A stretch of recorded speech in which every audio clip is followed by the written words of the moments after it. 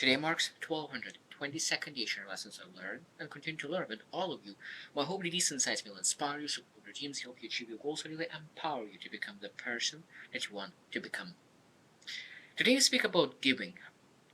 I really want to discuss that giving because I think that giving is such a massive, big topic that we didn't understand where it's coming.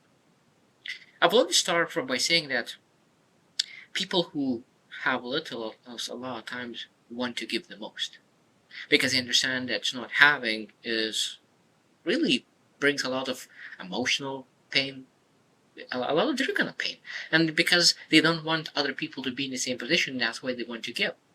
It's just a lot of times they don't have anything to give. So today they will share like 6 reasons why some people are not supposed to give at some point. Why we need to focus on ourselves and what is the reason behind it. So we'll share 6 reasons why we're supposed to focus on ourselves because that's the best thing for us sometimes. Not to give, but give time to yourself. Because that is a giving as well. And sometimes we forget that we are people who we need to give time, attention, energy as well. And that's the most important giving at some point as well. So number one, you can't pour from the empty cup. Such a powerful thing, but I probably have heard 1,000 times, but it's totally true. You can't pour from empty cup. So if you don't have energy, how are you supposed to give energy? If you don't have money, how are you supposed to give money? If you don't have wisdom, how are you supposed to give wisdom? So that means that the first step, if you want to actually pour into others, we need to ask, okay, how do you want to add value to people? Do you want to give money? Do you give wisdom? Do you want to give energy? Do you want to give kindness? Do you want courage? Do you want to give confidence? What do you want to do? Do you want to really teach something? So what do you want to give? And ask yourself, do you have it? Maybe it's empty in your cup. Because the best thing for you at that moment, if you want to give money to other people, okay, take care of your financial security. Take care of your financial abundance. Build your financial freedom, and then of course you'll be able to give. If you want to really give other people courage, do you have courage in your life? Or are you just giving advice how other people to be courageous? Just take action, just be courageous. But your life doesn't show any courageous things at all. So maybe if you want to really give courage to other people, pursue their dreams, maybe your time is to really take those actions and develop that courage. So ask yourself, do you try to give from empty cup? What you trying to give? Because it might be that you have money, but you don't have courage. Maybe you don't have wisdom. Maybe you have money, but you don't have something that you want to give. Because a lot of times people will come and ask you for something, and maybe they don't know that you don't have it, and you'll try to give from empty cup. And that's, of course, I think that's very, very misleading. For example, if someone comes to you and asks for financial advice, but you're totally broke, and now you're giving advice on how to make money, look at yourself in the mirror and say, like, I'm giving advice on how to make money, but I'm totally broke. So that means the first thing, you cannot pour from empty cup. So not able to give what you don't have. That's the big reason. And if you actually really want to be living significant life, build that what you want to give. Number two, check your true motives for giving. Check your true motives for giving. And this is very, very powerful. I think that a lot of times people want to mentor people because they want to say, I want to give. But a lot of times they want to mentor people not because they want to give, but because they want to get validation, approval, recognition, appreciation. So it means that again, their cup is empty. And because of that, they want to communicate by giving, but they give only because they want to receive. So there is conditional giving. I will mentor you because I want to receive some appreciation. I want to receive something. I want to approve. I want to control. I want to something. It means what are the true intentions of your giving? This is very, very important. Because, again, when your cup is overflowed, it means that you don't need anything at that moment. You just give because everything is overflow anyway. But your cup is empty. When you are really maybe in a bad spot in your life, and your cup is empty, that means that the communication you have with other people sometimes is just to really be validated that you're worthy, because you want to mentor other people. Because if you mentor people, it means that you are making things happen, even though that might not.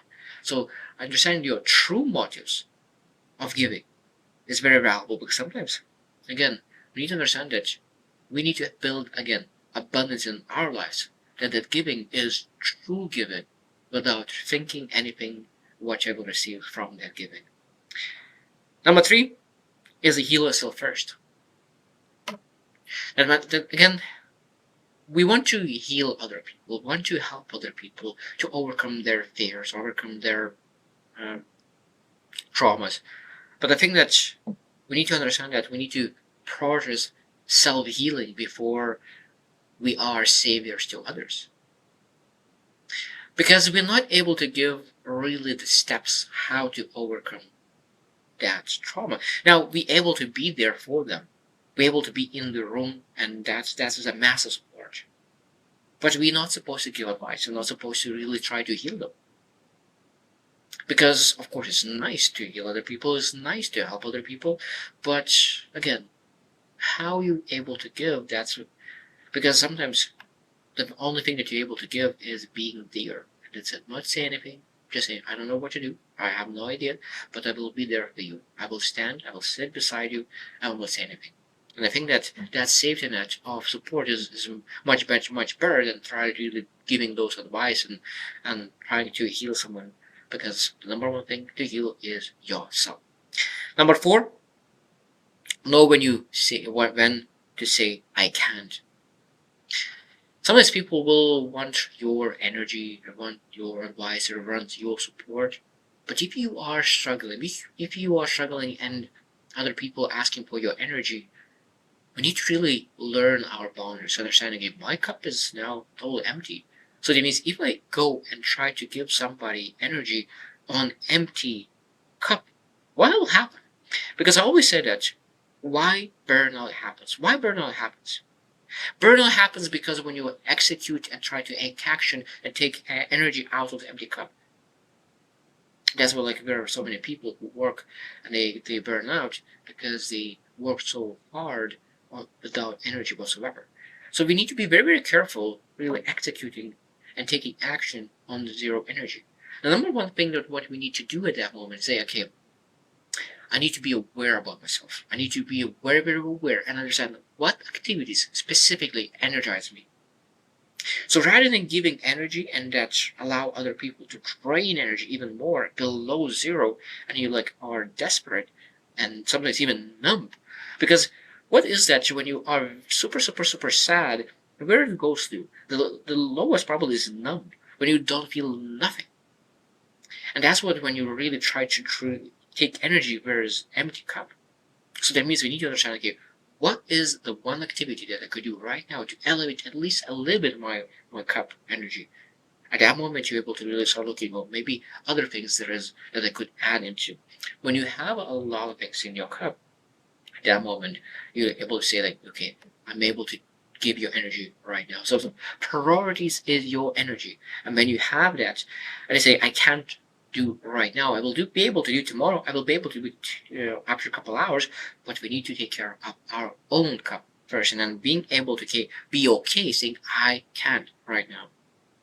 Number five, giving starts with self-sufficiency. So it means that we need to really build our own resources, and I think that's very powerful. Self-sufficiency. And I think that this in everything that means that when you are self-sufficient in every aspect of your life, what that leads to, it means that you will be able to build that in other people. If you are not self-sufficient and you need other people validation, other people approval, other people help, that means that you will not be able to really build that in other people. Again, this is you're not able to transfer to it and not able to give what you don't have. So being able to build self-sufficiency in every aspect is so important, because at that moment, giving starts with self-sufficiency. Because a lot of times people say, like, don't give like a fish. Train how to fish. I think that's exactly that self-sufficiency, what it means.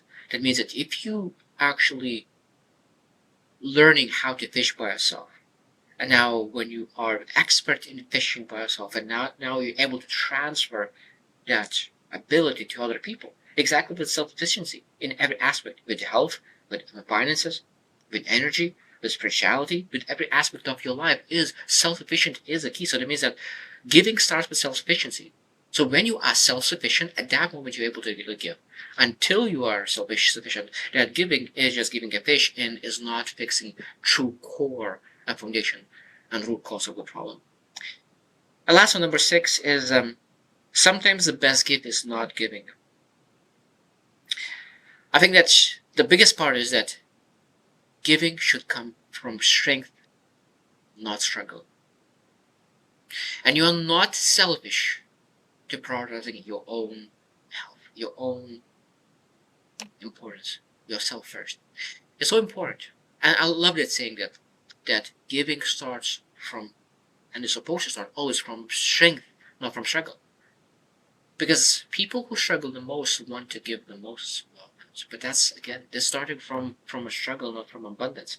We need to build our abundance, and I think that if we actually put ourselves first, maybe we'll not struggle as much. That's like people who hurt the most. They don't want other people to be hurt, and that's why they are able to be emotional support to everyone else, but they do not get emotional support because they seem so strong in other people's eyes. And sometimes the only thing that we need to really take care of is ourselves and give ourselves the support that we give to others. So go to reflect as well about giving. When do you give and for what reason? What is your intention? Do you give when from the abundance and self-sufficiency, or do you give just because you want to feel nice? Because I think that giving is essential, and I think that every single person on earth is to serve somebody. One person, two people, 1,000 people, 1,000,000 people. But I think that every single person is here to serve. But if we want to serve in the highest level, we need to develop ourselves into that leadership role, into that server role, because I think that every single person is able to serve. Such an interesting topic, giving. And I think that there's a lot of things that we could really discuss about it. But for today, it's just giving starts from abundance. The more abundance you have, the more you're able to give. So I'll be choosing and see you tomorrow.